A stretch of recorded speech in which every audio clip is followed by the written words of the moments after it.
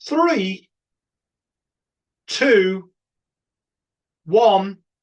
Da-da! Seriously, Law, good morning, good afternoon, or good evening, depending on which time zone you're in the world, or when you're watching this either live on 25th of January 2026, starting at 5:15 p.m. United Kingdom time, or much earlier if you're in Las Vegas, 8 hours in front.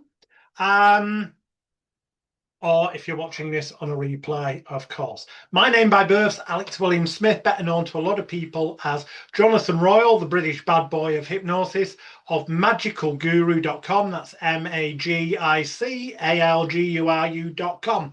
And when you visit that at some point, you'll see there are tons of free resources that you'll benefit from on the page that says free stuff. So I was going to do a presentation teaching you tips, tricks, and techniques hypnotically.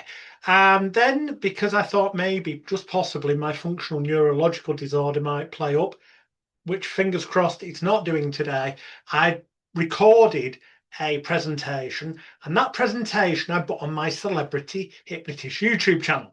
And I put it in the folder that I put the link to in the chat box. Okay, so if you're watching this live, you can go in the chat box and the link's there. If you're not watching it live, then what you need to do is go on YouTube and search for my Celebrity Hypnotist YouTube channel. Then click on playlist and then click on the one called Stage Hypnosis, Street Hypnotism, Hypnotricks, and various things like that. And in there, you will see my previous presentations from the 2025 and 2024 and the year before. I think I've forgotten how many performing hypnosis summits there's been, but all the previous ones are in there, and also the one I recorded for the 2026 is in there, demonstrating suggestibility test, induction techniques, and other things that are guaranteed to work 100% of the time with 100% of the people if you use them exactly as I instruct in that video. But as my functional neurological disorder is not playing up, I decided that although I've recorded a 90-minute, that presentation is, that you can go and get for free there, that I share some ideas with you, well, insights that might be useful. So I just scribbled some notes down as memory aids, because I also get brain fog with my various conditions that I've got. So I'm sharing these from the perspective of someone who was born on the 13th of August 1975 into a show business family. Whilst my parents were travelling with Gandhi Circus here in England, I made my stage debut age 3 as Flap the Clown. So now that I'm 50 and counting, I have been performing for over 47 years in various areas of show business. At the age of 14 in 1989, I became the youngest ever diploma-bearing, accredited, certified clinical hypnotherapist, member of the Association of Professional Hypnotherapists and Psychotherapists, as founded by Dr. Brian Howard here in England. I became a member of that in 1989. And started treating hypnotherapy clients for smoking cessation, weight loss, confidence building, phobia removal, and such like from 1989 when I was 14 years of age. So I've been doing that for over 36 years to date. I did my first, what you'd recognize as a comedy stage hypnosis show, in 1990, aged 15, so I've been doing them for over 35 years, although I have actually been using hypnosis in entertainment since I was about 12, using suggestion techniques I'd learned in books combined with magic and mentalism performances that I was doing in the real world. So I've got a massive amount of experience, and without wishing to sound big-headed, the evidence on elitehypnosisbootcamp.com or ultimatehypnosiscourse.com, you can see the testimonials there and the evidence that when I say I have taught more people around the world who are now truly successful clinical hypnotherapists, television life coaches, television weight loss experts and such like than any other living hypnosis trainer, and that's the caveat. But I reckon by the time I'm the sort of age of Tom Silver, Orman McGill and Gil Boyne, that I will probably exceed their records of the people they taught, because I'm only 50 at the moment. At least I hope. At least I hope I break their records and live a lot longer. But in terms of people who are still alive, I've taught more people than any other living hypnosis trainer who are now truly successful clinical hypnotherapists around the world. And I've taught more people who are truly successful comedy stage hypnotists or magicians and mentalists who combine hypnotic techniques with their performances than any other living hypnosis trainer. I have students who are headlining on 5-star cruise ships, the likes of Independence of the Seas and the Royal Caribbean Cruise Lines. I've got students who are filling theatres, multi-thousand seat theatres around the world with their shows. I've got students who are performing at some of the highest class cabaret venues in the world, and I've got students who've had their own television appearances and television series. I've also got consultancy clients that you've heard of who are majorly famous, some of whom names are mentioned on magicalguru.com, others I can't mention confidentially. Ella must get a new set of teeth. Confidentiality agreements. Anyway, over the next hour, I'm going to share with you some things, because the actual techniques and tricks, as I say, are in the folder of stage hypnosis free training videos on my Celebrity Hypnotist YouTube channel. But I'm just going to tick these off and go through, and hopefully you'll see that there is nuggets amongst this. Okay, one of my first hypnosis trainers was a gentleman called Gordon Mee. His stage name was Delavar because of his family name links to Delarue, D-E-L-A-R-O-U-E. Interestingly, you may notice that the name Mee, the surname Mee, M-E-E, family name, also is the surname of Clifford Mee. I think it's Clifford Mee off the top of my head, who does the promotion and marketing for Iger Lachelsky. Conversational hypnosis stuff. Not sure if there's family link there or not. Could just be a coincidence. Anyway, Delavar came from a circus and spiritualism family. And hypnosis. In fact, his grandparents and his parents, his grandparents and great-grandparents, multi-generational, going back to when it was called suggestive therapeutics or animal magnetism. His family traced back right to the beginning. And in his books, The Hypnotist Bible by Delavar, which incidentally are available on Amazon, but you can get free of charge within the members area of the Elite Hypnosis Bootcamp. You can check that out at ultimatehypnosiscourse.com. He teaches things that go against the grain. For example, many of you have probably been taught that you cannot make people say or do things that contradict their morals or the values. Well, that's not true. Delavar taught me exactly how. You've just got to make the person believe that their morals and values are different, or reframe the situation to something that fits within their morals and values. For one example that Delavar gives, and you can see a video of Delavar on my Celebrity Hypnotist YouTube channel, is that you couldn't necessarily say sleep to somebody and tell them that in a few moments' time when you awaken, you'll find a gun in front of you, you'll go out, you'll find this celebrity by the name of XYZ, and you will kill them and assassinate them. Because for most people, that would contradict their morals and values. You could, however, reframe this in many different ways. You could make them believe the person that they were going to see, although they would recognize them as that celebrity, was in fact a paedophile and had interfered with one of their family members. You would find something that would overrule their normal morals and values and take them into a realm where they will be highly motivated to actually do that which they may not normally do in other circumstances, and get them to believe that. Or you could make them believe they were sort of an 8-year-old girl or an 8-year-old boy playing cowboys and Indians with their friends, and that when they wake up they'll see a cap gun in front of them, and that when they see the person wearing, and then you describe them, they will believe that that is the big nasty chief Indian, and to win the game they've got to shoot the cap gun 6 times directly towards the chief Indian, so that then the person believes they're doing something within the moral code and value. Does this sound like science fiction? Probably does to some of you, but I'm telling you it can be done. And I tell you this further because I had an insight into a program called Assassin, featuring Darren Brown, the British mentalist and hypnotist. You can probably find this on YouTube. Assassin was a program where he used mind control, conditioning, brainwashing, hypnotic techniques to condition a member of the public into becoming an assassin and believing that they were committing an assassination on Stephen Fry, the British actor and comedian. And indeed, they went through with it. And afterwards, they had to be deprogrammed and assured that nobody had got killed. It was special effects.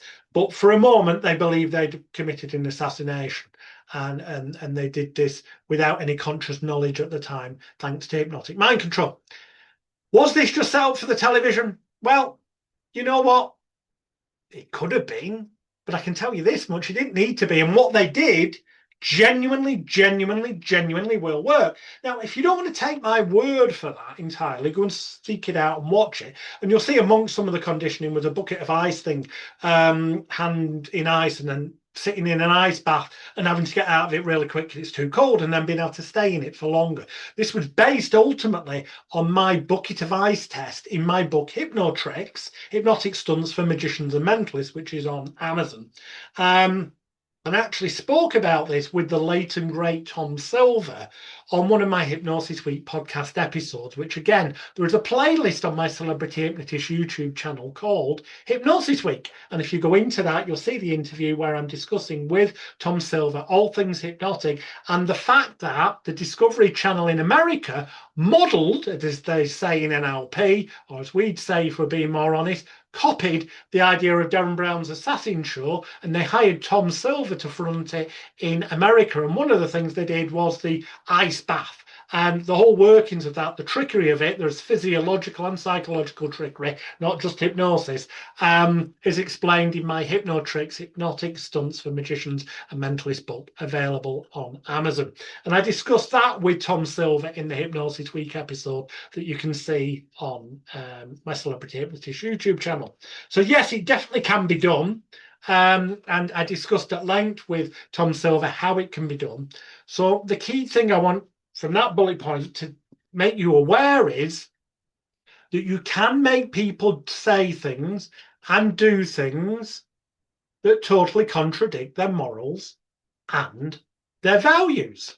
I just now need to make my view. I'm trying to remember how to do this. View it's that I am the major bit of the screen. That's brilliant there because it's easier for me. There we go. Speaker. Excellent. So, yeah, you can make people say and do things that contradict the morals and the values. Be aware of that. I'm not saying you should, but the point is you can. A lot of what you've been told about so-called hypnosis is wrong. Unless you were taught by me, then you'll have learned the truth. But honestly, my elite hypnotherapy and NLP hypnosis bootcamp wipes the floor with anything out there. That's why it comes with a full 1 year, 100% satisfaction money back guarantee. Now, I don't want that to sound like a sales pitch. I'm mentioning it because there's so many things you've been taught incorrectly, and those are holding you back probably.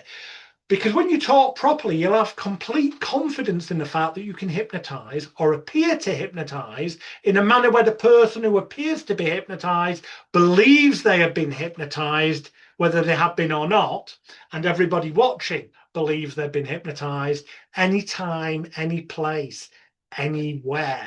And when you've got that confidence, that certainty, it transmits to people and automatically makes your life, whether it's therapeutic hypnosis or entertainment hypnosis, that much easier. It really, really does. Now, another thing that you've been taught wrong, I've got another bullet point here, is what is hypnosis? Well, let me tell you, there's people going around teaching saying hypnosis is not sleep. Well, actually, yes, it is. It's a transitional sleep state. And I say that with a confidence and authority because of this, right? The person who invented the word hypnosis was not, as you've probably been taught, James Braid in a book in circa 1845 stroke 1846. It wasn't him. He stole it. He was not the founder. He was not the person who invented the word hypnosis. The word hypnosis first appeared in print circa 1820, and I'm now trying to, for my own view again, make sure that I can see myself properly. Because I'm now seeing Jessie there in the room, but I'm just trying to make I don't bloody know. There we go. I'm at the side of Jessie. I don't know. Anyway, God knows how it's going to record this. It's probably got Jessie on screen as well. It's sorry, Jonathan. I didn't mean to stop you there. It is recording now. It says so in my top, and it should be recording gallery. It looks like, so that's both of us. So okay. Well, anyway, I already started at 5:15, which was the start time. So I will continue. As I was saying, hypnosis was not invented. The word or hypnotherapy or any HYP prefix was not invented by James Braid in the book everyone refers to and teaches you of 1845, 1846 era. It was actually first in print circa 1819, 1820, a good 25, 26, arguably 27 years earlier, in a book by a gentleman in France called Baron Etienne de Felix de Hennin de Couvillers. If you go on Amazon and search for the creator of hypnosis, there is a book by a gentleman called Remy Cote, R-E-M-I, Cote, C-O-T-E, which goes more into the history, which you can then research for yourself, which I have done independently. I can confirm that because in my boot camp, there's hundreds of out of print in the public domain books on mesmerism and energetics and all that. And amongst them is the book by this guy, and it does date back to 1820. It predates James Braid, who basically stole it from him and didn't give him credit. Now, this is important because the person who invents a word is the person who decides its meaning. Fact. You can't deny that fact. That is a legally non-arguable fact of reality. So therefore, whatever meaning Baron Etienne de Felix de Hennin de Couvillers, C-U-V-I-L-L-E-R-S, my functional neurological disorder playing up ever so slightly there, but Baron Felix de Couvillers, the word I said before, he described it as being the transitional sleep state. And if he described it as being the transitional sleep state, that state from closing your eyes and then not realizing that you've gone to sleep, or as we term it, the hypnagogic state, which is also the same in the morning as you're awakening, you're waking up before you're fully conscious, is the hypnopompic state. If he describes it as that, the man who invented the word hypnosis, then that is what it bloody well is, okay?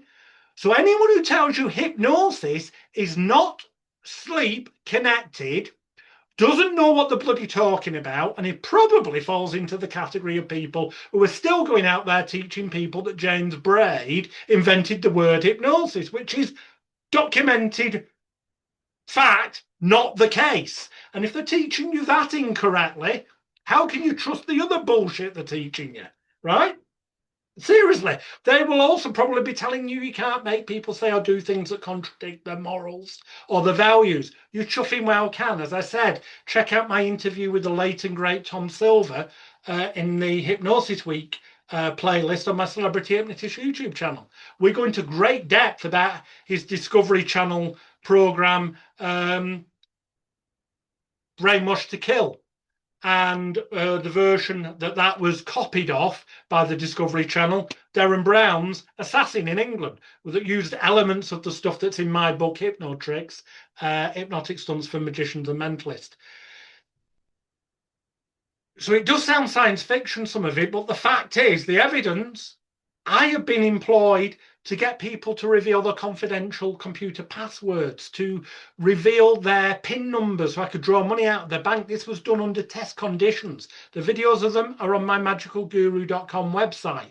I've done it in an environment that was as close to being legal as possible. What I did technically was illegal, but it was legal because people were aware there were going to be experiments taking place. They didn't know what the experiments were, when they were going to take place, who they were going to involve, because if they'd known that, then well, that just defeats the object, because then people could play along.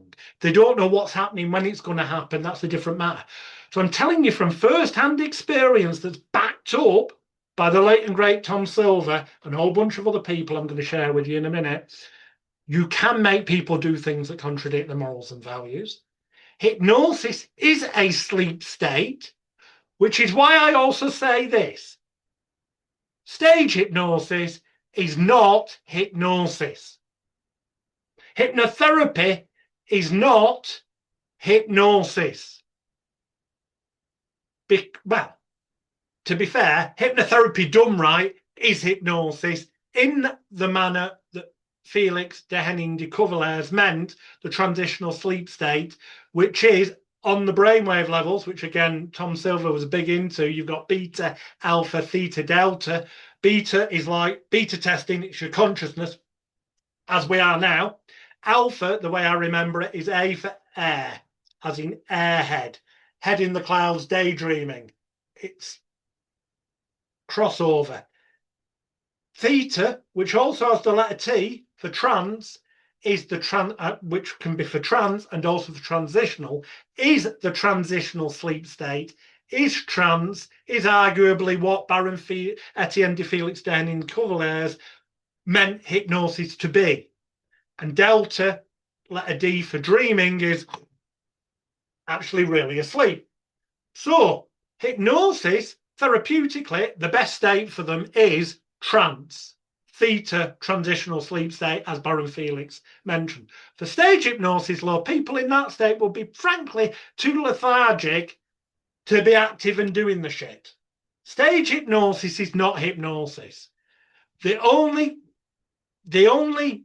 correlation, and when you realize this and truly believe it, okay, you will stop worrying about how deep the people have gone, because there's only two states of hypnosis. And I know I'm using the word, I'm saying it isn't that, it's force of habit. There's only two states of stage hypnosis, we'll call it. Number one, they're cooperative, or number two, they're not. If they're in the middle, they're either going to end up being uncooperative, or you might be able to nudge them into cooperative. But that's it. Forget all this waking state, lethargic, cataleptic, somnambulistic, bloody Esdale state. It's bullshit. It's irrelevant. It's there to sell your courses. And frankly, it's irrelevant to hypnotherapy as well. Stage hypnosis wise, they're either cooperative or they're not. And if you're pre-advertising, and this is one of the key things Delavar taught me years ago, and also Dr. Brian Howard, who ran the Association of Professional Hypnotherapists and Psychotherapists and the Association of Professional Stage Hypnotists that I mentioned right at the beginning, that I became the youngest ever member of back in 1989 and 1990 respectively. Both of them said the most important thing, whether it's hypnotherapy or stage hypnosis, but more so for stage hypnosis, is the advertising, the context, the environment. If the people show up to your show believing that you are a hypnotist and believing that you can hypnotize people, and thus therefore in turn believing that were they to volunteer, there would be a large expectation in their minds that you could hypnotize them, then arguably, if hypnosis is any element of stage hypnosis, I say it isn't, it's just suggestion, but arguably that suggestion will have grown so big before they volunteer that ultimately, if there's hypnosis, that's it. If there's an induction, that's it. The rest of it is just theatrics to look impressive to the audience watching. Because to the audience watching, if you just ask for the volunteers to come up and said, close your eyes every time I say sleep, you'll keep closing them every time I tell you to do stuff, and open them, you'll do it. The fact is, those people believed enough that that's what you were supposed to do, and they truly wanted to take part, then they'd be cooperative, they'd do it. But the audience, of which normally, under most circumstances, there's more of an audience than there is people on stage, would look at that and think, this all looks a bit shit, really. It looks a bit like it's set up. These people are just playing along. The truth is, they are. They may not consciously be playing along. They may come to delude themselves and come to the belief that they were hypnotized. As long as you create a safe enough environment for them, an environment where they believe before they volunteer, and I'm not saying this is reality, but where they believe they will be safe on stage, that you will take care of them physically, emotionally, spiritually, mentally, in every possible way, that you are perceived as the professional who knows what they're doing, so they can just relax. And I don't mean relax because that's part of the induction. I mean, they don't have to worry about anything. You're creating an environment, or your task should be, not to worry about how deeply hypnotized they're going to become. Irrelevant. They're not hypnotized. Get over it. Get over yourself. Hypnosis doesn't fucking exist. It's just suggestion. If hypnosis exists, it's the definition that Etienne Felix Denning de Coverlers gave it, because he invented the frigging word. So therefore, it's the transitional sleep state. You don't want them in that for a stage show, because they could end up going.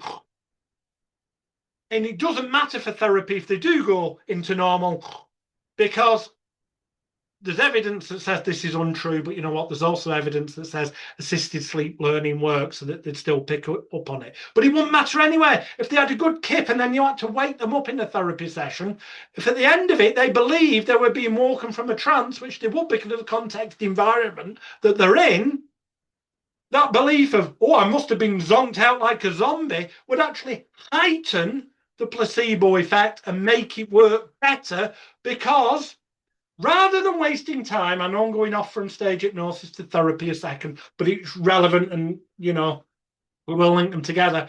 But rather than wasting time, like most people teach, of telling people that stage hypnosis is different than hypnotherapy, no! You're giving away your power. If you're doing a hypnotherapy session and somebody asks you, you're not going to make me run around like a chicken or bark like a dog, are you?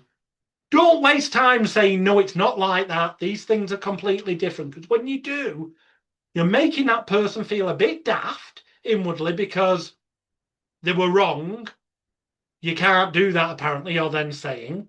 People don't like to feel wrong. You're also making it seem like you're not good enough to do that. If they say to you something like that, your answer should be, well, yeah, we can actually, yeah. But you've only paid for an hour of my time. And I thought you came here today because you wanted to stop smoking or lose weight or overcome your phobia of spiders or whatever. And we're going to need the 60 minutes so that you leave this office and live the rest of your life as confident, happy, healthy, relaxed non-smoker. If you want to do the barking like a dog and clucking like a chicken stuff, we can, but we need more time and it'll cost more money. Up to you. And they will obviously go, oh, no, it's all right. We'll just do the stopping smoking stuff I'm here for. But in that moment, they feel relaxed that they're not going to be made to bark like a dog, cluck like a chicken, but at the same time, they believe you could do it. So they've given you more power. Thus, it heightens the placebo effect of the important seeming ritualistic process you'll go through, or as we call it, the hypnotherapy session. And it makes them feel good as well, because they were right. You could have done, but you're not going to do because they haven't paid for enough time.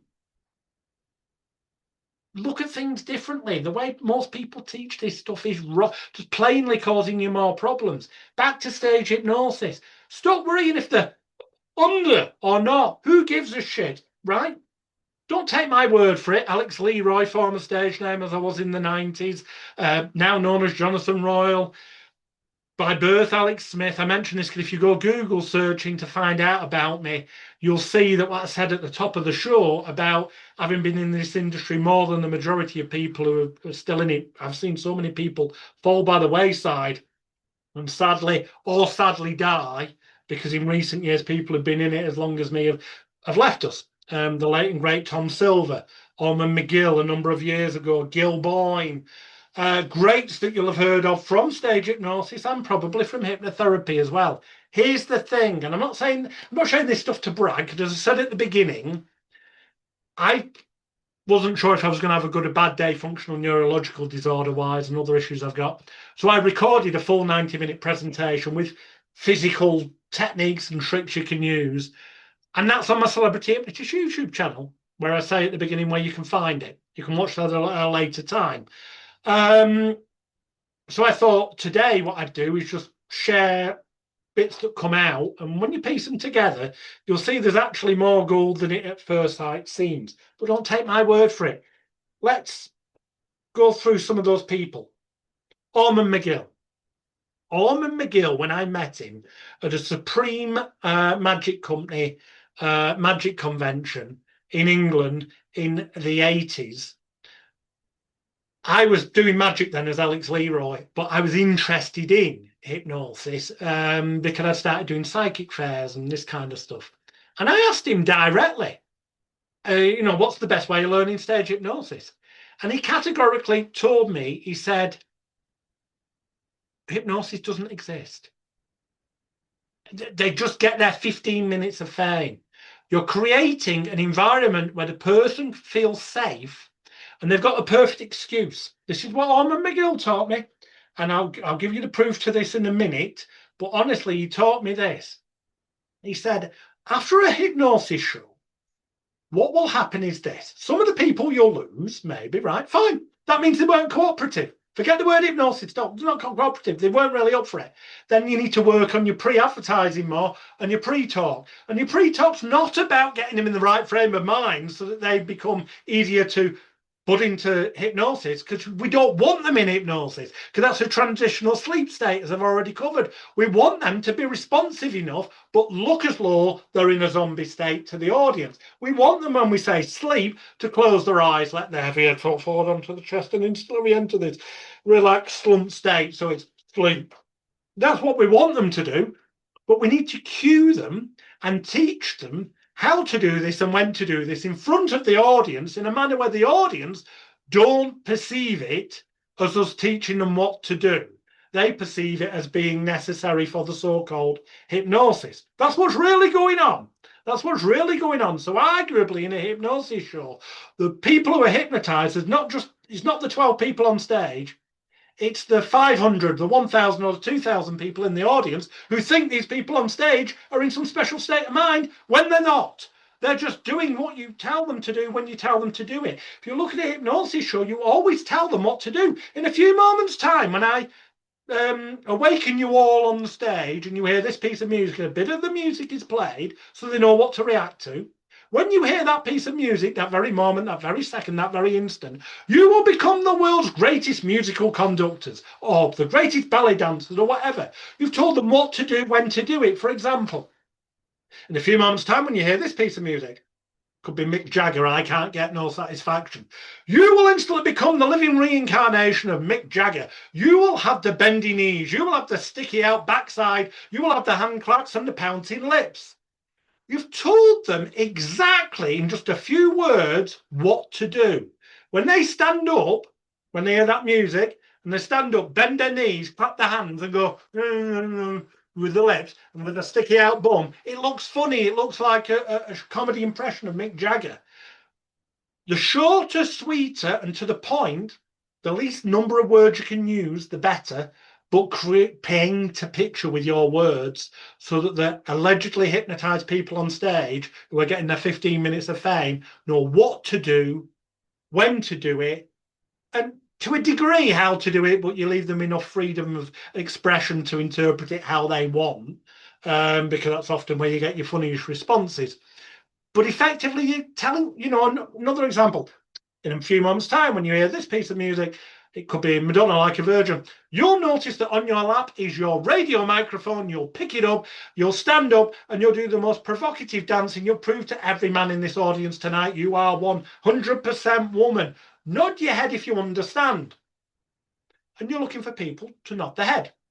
If you're talking to everyone, or if it's one person, you would have said at the beginning, I'm only talking to the person I'm now touching on the shoulder. When I awaken you, you'll do X, Y, Z. Nod your head if you understand. That phrase, when they nod their head, effectively, they're just saying, non-verbally, yes, I fully understand what you've said, and I will do it. They're consenting, cooperating. Hypnosis is cooperation on stage, not confrontation. It's imagination, not humiliation, or at least it should be. And it won't be humiliating even if you're doing an adult show. It might be to some of the audience members if you do the wrong type of routines in front of an audience you shouldn't be doing them for. But for people on stage, frankly, won't give a shit, really, because they've got an invisible force field shield, if you set it up right, where you've created an environment where the audience believes that you're a hypnotist and that you put people in a special state of mind. That means these people can volunteer, and this is going back to what Orman McGill told me, and fall into one of several categories, okay?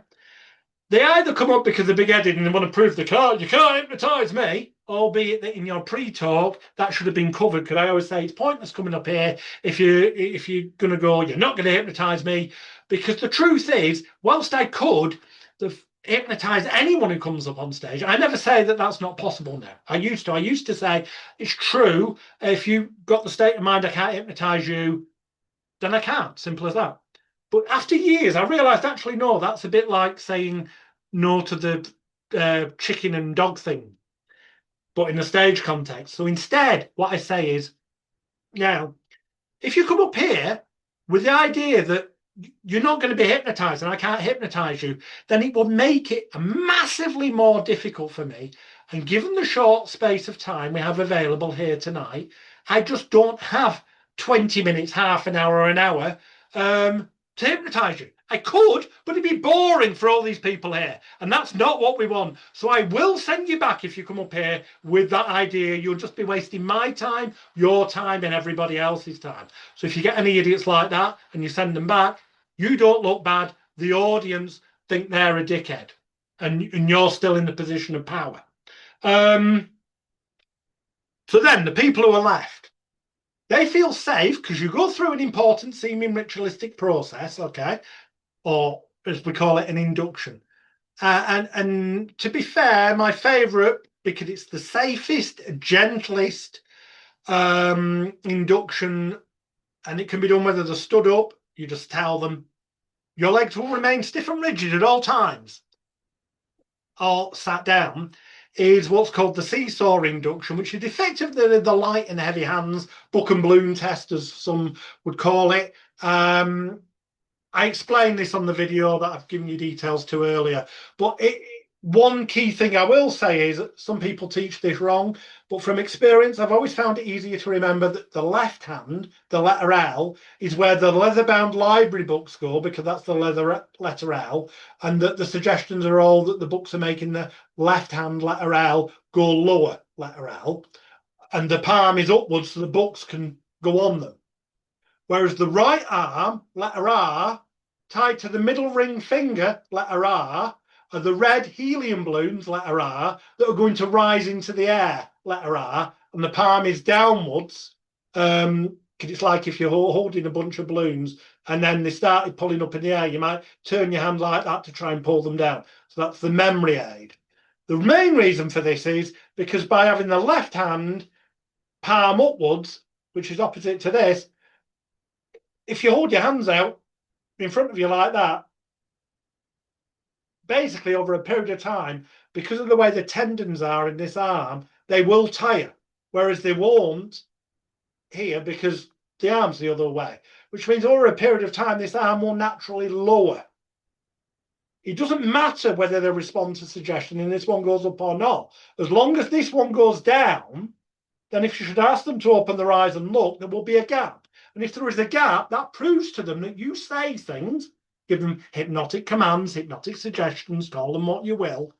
They imagine them in their mind's eye using their powers of intelligence, imagination, and concentration effectively. And then it becomes a physical reality for them. And the more you can say things, command things, suggest things to them, have them imagine them, and then see that it's happened and feel that it's happened as a physical reality, the more one may argue that the critical faculty, analytical area, executive function, call it what you will, of the brain, closes down and you get direct access to the unconscious, subconscious mind. That's what some people would argue. And maybe it is in therapy, but you know what, for stage hypnosis, that's fucking irrelevant, because stage hypnosis is not hypnosis in the manner that Felix de Henning de Courvillers described it. It's not. It's about them being cooperative or not. So, Orman McGill told me that those people will either A, after the show, they will go back to the audience and they don't remember anything, some of them. And they'll be going to the friends, you what? I did what? I didn't, did I? What? Really? I can't remember. The hypnotist made me do it. Okay? So then they're getting more attention and feeling special because people are saying, oh, you were bloody hilarious. He made you do this. He made you do that. But that's removed all self-blame, shame, guilt, and regret from them. They can't feel bad about having done it. Or they'll fall into the category that goes back to the audience and goes, that was weird. I remember being Elvis and stuff, and I couldn't stop myself from doing it. It was really weird. How he or she made me do it. And the friends will then go, yeah, oh yeah, you really were funny. But yeah, what? You really couldn't stop yourself, and they'll be going nuts. So again, they're getting more attention. Their 15 minutes of fame is being extended, but again, it removes all self-blame, shame, guilt, and regret from them. It gives them a perfect permission and excuse to make a prat of themselves on stage. And that is why I say it's not difficult to get people to do rude and outrageous things. Heck, Ken Webster, the hypnotist in Britain who's got the longest running resident stage hypnosis show in the world into its 38th year in Blackpool, he once said on a Channel 4 programme, I've got notes here so I get this right, he said on a 2003 Channel 4 programme called The Dark Side of Stage Hypnosis that was also shown in America on some channels. It's on my Celebrity Hypnotist YouTube channel. He said the trouble with Alex, aka Jonathan Royle, Alex Leroy, the trouble with him is he just goes way too far. At the time, Ken was the chairman of the Federation of Ethical Stage Hypnotists. And we didn't get on then. I can honestly say I'm glad to say that we made it up now. We are friends, and I've written loads of press releases for him. If you search Ken Webster, Jonathan Royle, you'll find his fundraising antics. He's currently in Pakistan raising money for Brian House Children's Hospice in Blackpool. I digress. The point is, he said I went too far, but I did for a reason. Okay, this reason's a bit of an odd one, but I did because the Sun newspaper in England lied about me in January 1994. They ran an article saying I hypnotized women to get them into bed for sex. Untrue. Didn't happen. What happened is on stage, I'd go sleep. When you wake up in a few moments' time, you'll fall madly, passionately, deeply in love with the hypnotist. And the more he clicks his fingers like this, the more you'll fall madly, passionately, deeply in love with him. You'll want to embrace him, hug him, and kiss him. And the more he ignores you, the more you fall madly, passionately, deeply in love with him. By the way, and I touch the one on the shoulder, who's your favourite film star? They might say Mel Gibson back then. Go, and you'll believe he looks like Mel Gibson. Not yet, if you understand, they would, which is consenting, as it were, and saying they're going to do it. Until you're wide awake, and I'd go talk about something else, they'd come up trying to get me attention. So the routine would go.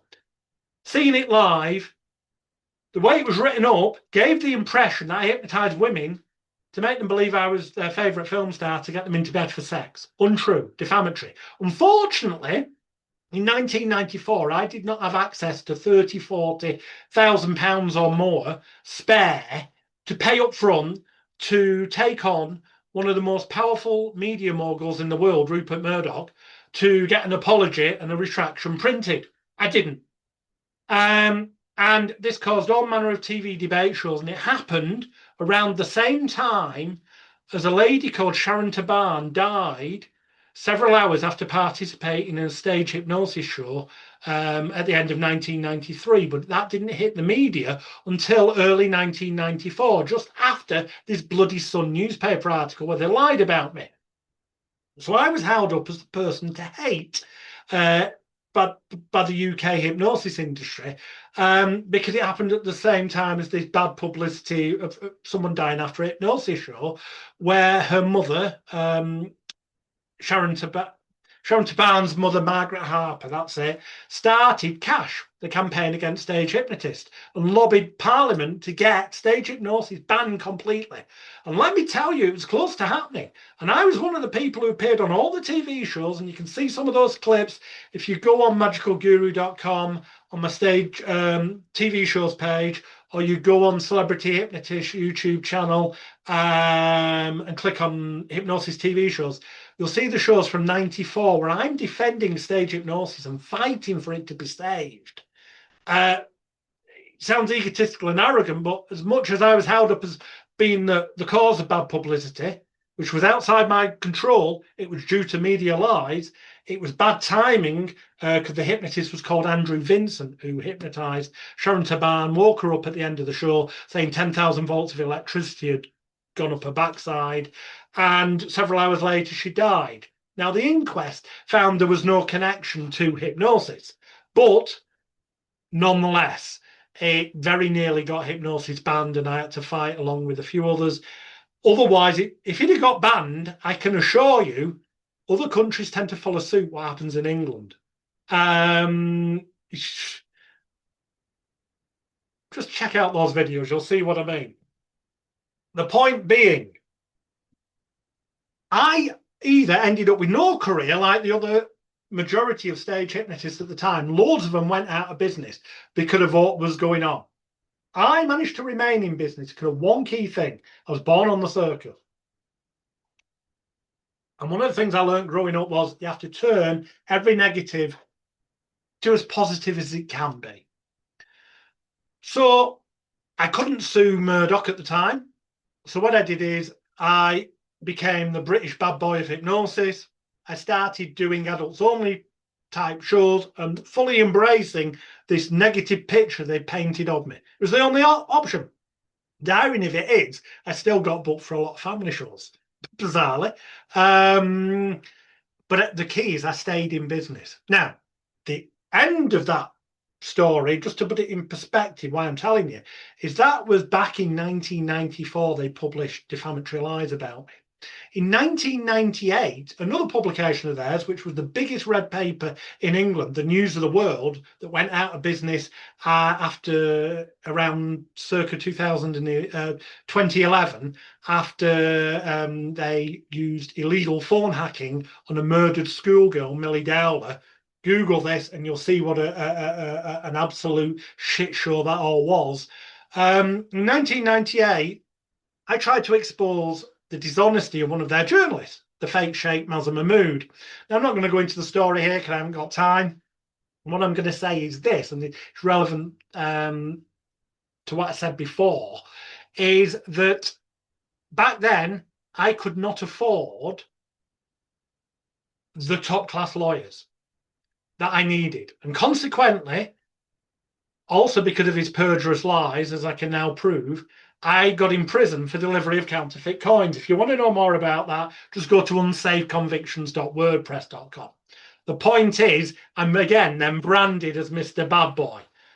So from there on in, I'm the bad boy of hypnosis, whether I liked it or bloody not.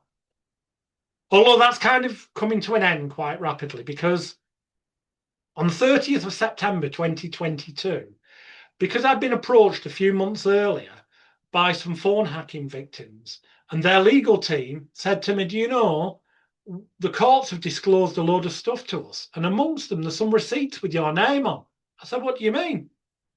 They said there are receipts that show that News Group newspapers, News Corp, News UK, Murdoch's organisation, paid private investigators to conduct illegal surveillance on you, follow you, hack your phones, and listen into your landline messages and a whole bunch of other illegal stuff in connection with what they printed in 1998. And I went, you're fucking joking, aren't you? Excuse the language. The upshot is, a legal claim was filed on the 30th of September 2022. Given the nature of it, I was able to get it on a no-win, no-fee basis. And as part of that claim, as you can see on circusofthemind.net, and my claim in specific particulars of claim, I also asserted the fact that they lied about me in 1994 in that Sun newspaper article, and that they lied about me in the 1998 article. At the end of 2024, they used what they call a Part 36 offer to silence me and keep me out of court because they didn't want a judge ruling on my evidence I had that the fake sheikh had used a GHB-style drug to drug me and manipulate me.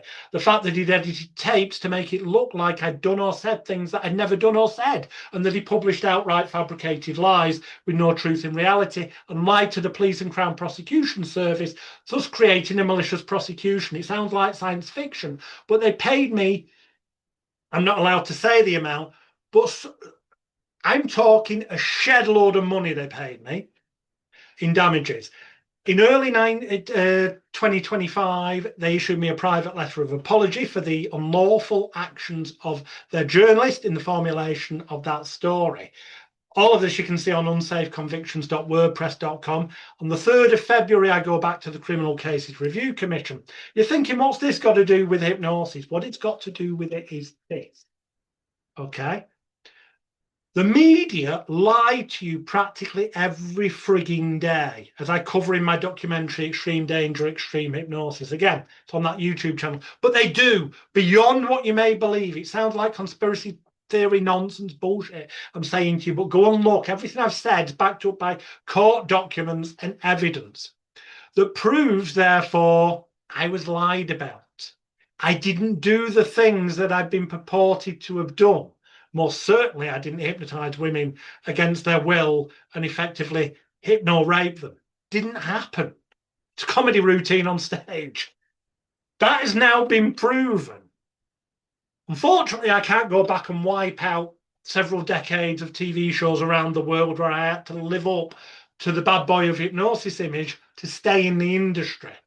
So I'm sorry about any negative effects some of that may have had on the industry, but it's a survival thing. Most people fell by the wayside, not because of the lies that were made about me, but because somebody died several hours after a hypnosis show, which is why I'm so passionate about health and safety, duty of care, and stuff. Videoing every show so that if somebody accuses you of something, if an accident happens for real, or they accuse you of something which is intangible, so they accuse you of them getting psychological damage, which is pretty impossible for you to prove one way or the other. Then if you've got a video of the entire show, you can show you've fully removed all suggestions. You can show you've done everything to the book. If they have a physical accident, you can show that wires were taped down, and I could be here forever. I won't, because I've already recorded a 12-hour training set called the Transparency Template. And this isn't a sales pitch, because a couple of years ago, when I kept saying to people, buy the Transparency Template, if you haven't studied that, frankly, I believe you're incompetent, and you arguably in some countries could be found to have been negligent if someone did make a claim against you, because if you were aware of the existence of training that would make you safer and you didn't take it, that could be used against you in a legal case. But then I get people going, well, if you really wanted to help the industry, you'd give it away free. Despite the fact it cost me a bloody fortune to get it filmed professionally and pay all the professionals who took part in it and this, that, this. But you know what? I have made it free. It's completely free of charge now on my Celebrity Hypnotist YouTube channel. So there is no excuse for not studying the most comprehensive health and safety training there is out there. I know I segued. I should go back to Ormond McGill. No, I did Ormond apparently. Tom Silver. Tom is the evidence of what Ormond said. Because if you go on that Hypnosis Week interview I did with Tom Silver, we discuss what Ormond said to me. And Tom confesses that as much as he believed in the scientific hypnotherapy and all this, I do manage to get him to confess that it wasn't until Ormond told him to stop worrying about how deep the people went, or to stop worrying whether they were hypnotized or not, that Tom's hypnosis shows actually became truly successful. In fact, he told this story briefly, I think, at last year's Performing Hypnosis Summit. The fact that he used to send people back who we thought were just playing along, even though the audience were finding it entertaining and laughing. And Ormond saw him do a show and say, why did you get rid of like 3 or 4 people who were really entertaining? And apparently Tom said, because I could tell they were just playing along, and he said the audience didn't care less. And neither should you, because as I said before, and watch the replay, because I have weaved things in here that are actually worthwhile. It sounds like I've just gone on some mindless rant. But when you fully accept the fact you're not on stage hypnotizing anyone, you're creating an environment where they may come to believe because you say things, they imagine them, and it becomes their reality. But for that, you're using physiological tricks, or at least you should be if you want it to work at close to 100% of the time with 100% of the genuine volunteers. Because one volunteer is worth 100 press men, because it's just giving them an excuse in an environment where they feel safe, can let their hair down after 15 minutes of fame. Gil Boyne told me, jumping to him, he was known as the cowboy hypnotist, which is interesting because he used to do a Wild West act years ago. And then he watched a stage hypnotist so many times that he'd memorized the act word for word. And one day the stage hypnotist, legend has it, was so inebriated or ill or whichever it may have been, there's different versions of the story, that Gil went on and did his act word for word, which goes back to something that Delavar taught me when I was very young. He said, if you go on stage with enough confidence, certainty, charm, and charisma, and transmit to the audience, he said to me when I was young, he said, if you do what I do in the way that I do it, and you say what I say in the way that I say it, he said, yeah, you'll be a clone, and that's not good for a long-term career. But initially, it will prove to you that as long as the people in the audience believe you're a hypnotist, and take what you're doing seriously, that you'll get the same results as I do. And I started off, that's how I started off. I did that. And then within a couple of years, yeah, I was using my own patter, different skits, blah, blah, blah. But it is as simple as that. And if there was such a thing as hypnosis, it wouldn't be as simple as that. Okay? Occam's razor applies here. Hypnosis is a transitional sleep state that has some worth and value in reprogramming your personal laptop computer therapeutically, as we talked about before. But for stage hypnosis, street hypnosis, whatever, it's bullshit. Now, I'm only going to talk for about another 6 minutes. I'm going to finish a little bit early because I have recorded already, in case I wasn't in a fit state to speak, a full 90-minute presentation where I physically teach you ways to lock people's hands together, guaranteed to work every time, ways you can make them apparently move their body further than before. There's actual demonstrations, and I had the ability of having the camera far enough away so you can see me fully stood up, and you'll learn from that. Just see what I said at the beginning, go to that playlist on YouTube. But I'll leave you with these couple of thoughts. I know I've ranted, and the recent past 5-10 minutes has sounded like I've just been trying to set the record straight about who I am, my history and stuff. And that might seem, well, what benefit is that to you? Well, the benefit is this. I want you to know, okay, from the perspective of me who, as I said at the top, and I know it sounds egotistical and arrogant, but provably, as per the website I mentioned earlier, I have taught more people who are now successful comedy stage hypnotists than any other living trainer. I say that caveat again, living, because who knows? If I live long enough, then I might be Ormond McGill and Tom Silver and Gil Boyd. But at the moment, I'm not close. But they're not with us, unfortunately. So in terms of people who are living, the evidence shows people work in theatres, 5-star cruise ships, having their own TV series. You know, Derren Brown on British TV, their production companies use stuff of mine on their TV shows. Bravo, that ran Street Hypnosis with Peter Powers.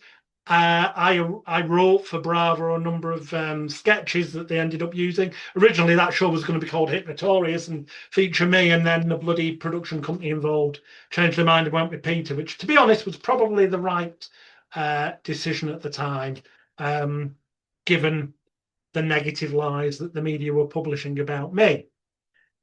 So I want you to know that nobody knows more than me when I say the media publish lies. If they can, when it comes to a hypnotist, if they can publish an angle that makes it look edgy, dangerous, outrageous, or over the top, they will always take that angle before they will a good or positive one. So it behoves you to record your shows. Back in the early 90s, I didn't, unfortunately. If I'd have had a video of that show that the Sun newspaper had been at, it would have been a whole lot easier to get Equity, the British Actors Trade Union that I was a member of, would have gone, as we see the video, that's cast iron proof, hey-oh, and they'd have took the case on. I wouldn't have needed 40, 50 grand. I wouldn't have had to have waited, 94, 2004, 220. I wouldn't have had to have waited like 94, 2004, 214, 220, 32 years to clear my name in relation to that. So record things, document them. I wish I'd had more photographs taken at shows when I was younger. Take them. These days, there's no excuse not to. It doesn't cost anything for digital pictures. Give somebody a few quid to just be taking photographs of every show. You might not use them, but the day will come. One thing I've learned, the day will come where you'll go, I wish I had a bloody photograph from that venue, or I wish I had a video from that show to prove I didn't do that, or to prove that I did do that routine 30 years ago before this person claiming to have suddenly come up with it. Document everything.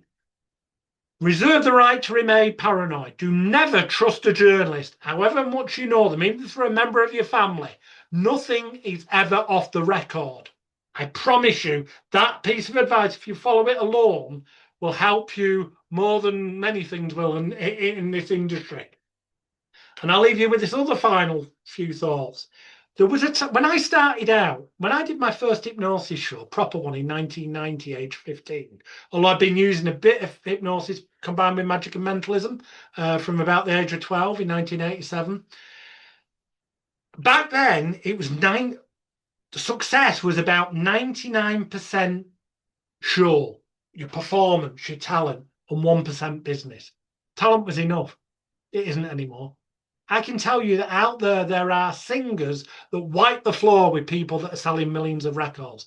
There are hypnotists with more stage presence, talent, and ability than some of the ones that are currently filling theatres. Obviously, I'm excluding the people I taught from that, tongue-in-cheek. But there are. But what they're bloody good at is marketing. It is now a case of it's 99% business and 1% show. It's sad that that's the case, but if you're in this and you want it to be what pays the bills and sets you up for life, then you've got to concentrate more on business. Learn about marketing, advertising, publicity, and promotion. That's more important than any important seeming ritualistic induction process. It's more important than having new skates. It's more important than having the best PA system. Or all those things are important. If people can't hear you properly, they don't know what to do and when to do it, obviously. But without the right marketing, advertising, publicity, and promotion, which not only helps you get better paid work, more work, but also it makes your life easier because it puts people in that state of mind, we segue back to the beginning, where they believe you are excellent, the best, and that if they volunteer, they're in that frame of mind. That means they'll do what you want when you want them to do it, as long as you deliver that command with enough authority, confidence, certainty, and charisma. And remember this final thing, whatever happens, always act as if it's happened a million times before. If somebody doesn't do what you want them to do when you wanted them to do it, just act like it's no big deal. If you act like it's no big deal, the audience won't give a shit either. You just move on and go with the other people. And you don't have to get rid of the uncooperative people straight away. You know what? You can brainwash the audience to think you've kept all your volunteers by keeping the ones who are not being highly animated and just doing a routine with some animated people, but going up to someone else and then going, okay, I realise you're not currently hypnotised. So you've addressed it, so you can never be accused of anything. You're not currently hypnotized, but we're just going to play a bit of a trick on these people over here. Are you in? Are you up for a laugh yet? And when they say yes, they'll play along, so you can say, I just want you to imagine and act like you're a police officer. Give them the police helmet, and you've stopped these people for drink driving. And then you tell the people who are cooperative, when you wake up, you'll see a police officer. He's angry because you've been drink driving. You'll come up with the most ridiculous excuses as to why, or whatever. For example, wake them up. That's a Cam Webster routine, by the way. But then this person with the police helmet on, who's technically not hypnotized, will pretend to be the police officer. The cooperative people react. By the end of it all, the audience are laughing. The routine gets funnier and funnier. And you know what? After the show, people will just talk about the routine. They won't go, oh, the police guy, he was just playing along. The other two people, no, they'll remember it as though everyone was hypnotized. So you can involve the people who apparently come out of trance, keep them on stage and involve them in a simple manner by doing that. And people will go away thinking you absolutely nailed it and hypnotized every single bloody person on stage. One final thought.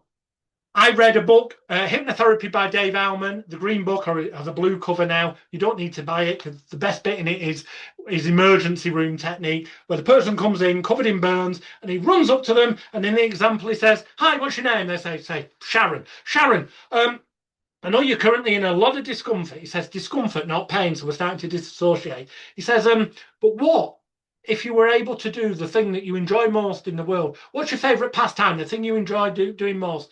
And Sharon might say, playing tennis.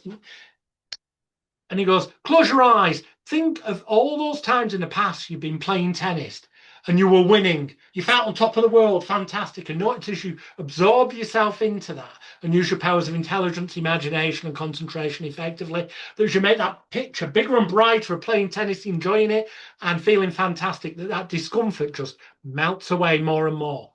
And it works as a therapeutic technique. And I thought about this because there was a phrase there in the next bit where he shared about the eye closure. He goes, imagine closing off all the little muscles around your eyes. And when you know you've done that right, just prove to yourself you've done it correctly and try to open your eyes. Well, the only way you could prove to yourself you've done it correctly is to try and end up failing, because if you did that, then you proved you've done it wrong. But it proved that you, the hypnotic subject, has done it wrong, not that the hypnotist has done anything wrong, so you never lose. And it suddenly occurred to me, that is fucking gold. And that's why I've got an entire publication training course called Alman's Biggest Secret Revealed.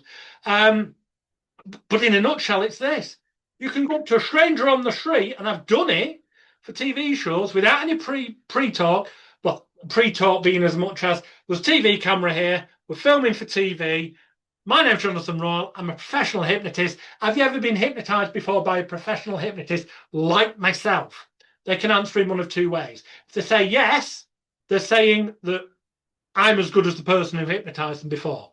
If they say no, they've not been hypnotized by a professional hypnotist like me, they're putting me above the person who they were hypnotized by, or they've not been hypnotized before. Either way, it doesn't matter. In that one sentence, I've elevated myself. So if you've been hypnotized by a professional hypnotist like myself before, yes, no, whatever. Brilliant. Can I have your consent then to hypnotize you using a really rapid technique? Brilliant. In which case, nice deep breath in through your nose, out through your mouth, in through your nose, out through your mouth, and just close your eyes. Excellent. Keep your eyes tightly closed at all times unless I say otherwise. And just so long as you use your powers of intelligence, imagination, and concentration effectively, as I'm sure you will, which means if they don't do things, they end up looking thick, stupid. So this has put them in a bind. Just so long as you keep using those powers of mind, as I'm sure you will, then you'll find that everything I suggest to you from this moment forward becomes your total reality. Nod your head if you understand. When they nod their head, they're basically saying, no, play along. In a few moments' time, you're going to react as if, now I'm saying react as if, so to the audience, as though I'm giving them a suggestion, but I go react as if I'm saying act as though. I'm telling them how to play along. You'll act as though your hand is now locked, glued, welded, cemented to that lamppost. Imagine it's got the world's strongest super glue sticking it in place, and in a few moments, when you know you've glued your hand to that lamppost properly, when you know it's stuck fast, tight, locked, glued, welded, cemented, just nod your head. When they nod their head, they're basically saying they're going to look a dickhead if they take their hand off. So you're saying now, wide awake, up in your eyes, just prove to yourself you've done it right. Notice your hand stuck, and they will act as though they can't get the hand off. It could be the foot stuck to the floor. They can't say the name. You can do an entire bloody hypnosis show with that technique alone. Believe me, I have done in recent years. It makes life so much bloody easier. And with that thought in mind, for those of you watching this replay, as I say, watch from the beginning. It tells you where to find the other video. If you've got any questions or you'd like to discuss things, I won't charge you anything. Just contact me, facebook.com/Alex the Hypnotist. It says Alex Smith because that's my birthday, and then in brackets it says Jonathan Royle. You'll know you're on the right profile. Message me. I'll be more than happy to answer any of your questions. But there's tons of free stuff anyway on magicalguru.com. It's been a pleasure as always. Unfortunately, we don't have Jim with us this year. We also don't have Tom Silver, and there's a number of other people whose names escape me at the minute. The Joy of FND, who we've sadly lost over the past 12 months. So, yeah, for those of us that are still here, do things safely, do them well, and let's keep their memories alive. My name's been Jonathan Royle, and hopefully next year, because then I won't be in between legal things, because I've been dealing with legal stuff ready for the 3rd of February, as per unsavedconvictions.wordpress.com. That's why I've not been able to get out. Next year, hopefully it's all done and dusted. My criminal convictions are overturned because of the evidence I've now got, and I'll actually be able to come and see you, and it'll be a whole bunch easier because I've just got an Irish passport. So, well, I haven't. I've just applied for it and paid for it today. But I've just got my Irish citizenship. So it makes working in Europe a lot easier. That's a tip. If you've got a grandparent who's Irish and you're in England seeing this, get the document you need and get an Irish passport. And then all this Brexit nonsense disappears. You're able to work again a lot easier because it is nonsense. Enjoy the rest of your Performing Hypnosis Summit 2026. Thank you to our facilitator, Jesse. Thanks to Grant and everybody else. Well, he's been in here helping out. And Sean also, I need to thank. Yeah, thank you. Enjoy and goodbye. I believe this is where I have to click end for it to stop recording. So Yes. That is what I will do. I'm not the facilitator, Alex. I think Sean let you in. Anyway. Oh, okay. Well, anyway, thank you, Sean. Yeah. And thank you for being around, Jesse. And yeah, take care. Bye for now. See you later.